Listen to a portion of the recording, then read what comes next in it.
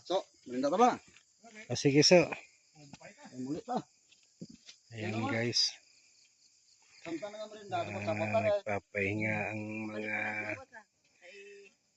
naghahakot ng kalabasa. Talagang ganito ang buhay ng tawag nila dito sa Mindanao na mga buhay karyador. Ito guys ang kanilang nahakot na kalabasa. O, tingnan nyo guys ang tiyaga nila. Ayan. Ayan.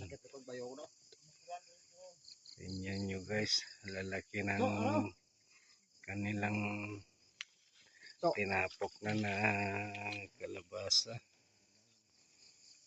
Ayan.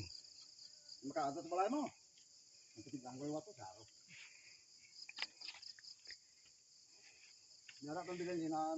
Ito ang kanilang kabayo. Ginagamit maghakot ng kalabasa. Ayan. Ang lalayo na pinanggalingan ng mga kalabasa ito mga guys. Kaya grabe din ang sakripisyo ng mga naghahakot nito. Ayan.